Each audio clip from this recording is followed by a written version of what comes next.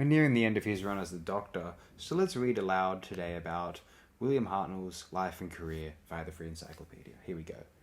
William Henry Hartnell, 8th of January 1908 to the 23rd of April 1975, was an English actor. He is best remembered for his portrayal of the first incarnation of the Doctor in Doctor Who from 1963 to 1966. In film, Hartnell notably appeared in Brighton Rock 1949, The Mouse That Roared 1959, and This Sporting Life 1963. That's a very brilliant film by the great Lindsay Anderson, that. He was associated with military roles, playing Company Sergeant Major Percy Bullimore in the ITV sitcom The Army Game 1957-1961, and Sergeant Grimshaw, the title character in the first Carry On film Carry On Sergeant 1958. Hartnell was born on the 8th of January 1908 in the slums of the district of St Pancras, London, England, the only child of Lucy Hartnell, an unmarried mother. Hartnell never discovered the identity of his father, whose particulars were left blank on his birth certificate, despite his efforts to trace him. In various interviews, he claimed that he was born in Seaton, Devon, and that his father was a dairy farmer, but later said he was a soldier-turned-stockbroker. Hartnell was brought up partly by a foster mother and also spent many holidays in Devon with his mother's family of farmers, from whom he learned to ride horses. Reportedly, Hartnell had a fall and was kicked by a horse. An unspecified person applied disinfectant to the open wound in an apparent attempt to cleanse it. However, the disinfectant was a type of unsuitable for first aid purposes and caused blisters. The end result was a more serious wound than would have otherwise occurred. Goodness. That left him with a large scar on his temple, which is visible in some of his stills shots, even though it was covered with makeup during filming. Oh, goodness. Okay. I was going to say, what's the relevance of this? He was a second cousin of the fashion designer Norman Hartnell. Hartnell left school without prospects and dabbled in petty crime. At the age of 16, he met the art collector Hugh Blaker, who later became his unofficial guardian, arranged for him to train as a jockey, and helped him to enter the Italia Conti Academy. Theatre being a passion of Blaker's, he paid for Hartnell to receive some polish at the Imperial Service College, though Hartnell found the strictures too much and ran away. When Hartnell married, he and his wife continued to live in one of Blaker's adjacent properties at Isleworth, and their daughter was born there in 1929.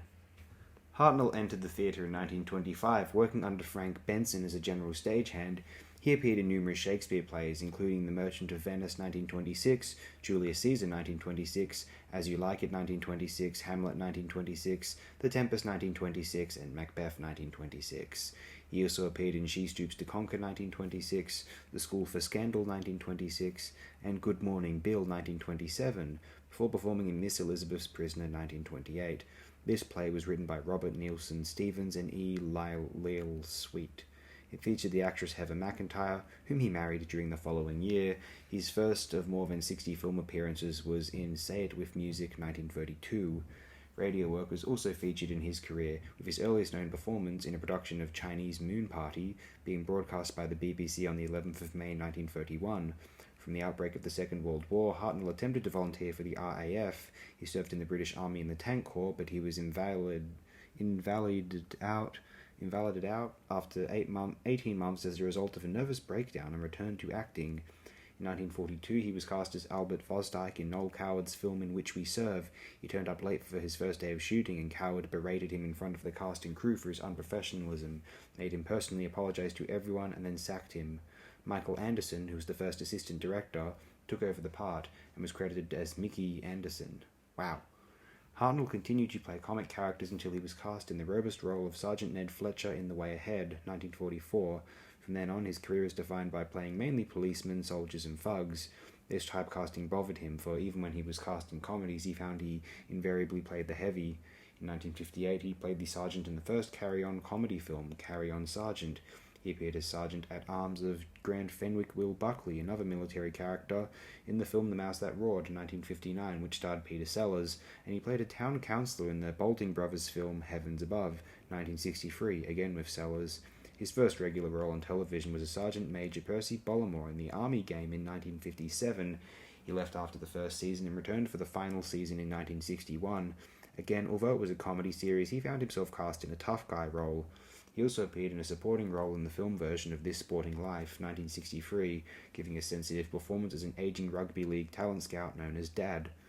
Hartnell described himself as a legitimate character actor of the theatre and film. I should have said theatre. Well, Hartnell's performance in This Sporting Life was liked by Verity Lambert, the producer who was setting up a new science fiction television series for the BBC entitled Doctor Who. Mainly on the strength of that performance, Lambert offered him the title role.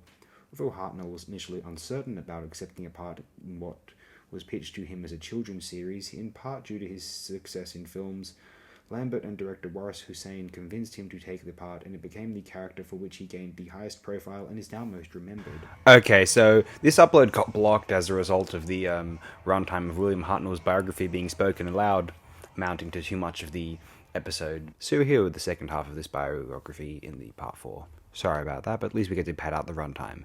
Thanks again, friends.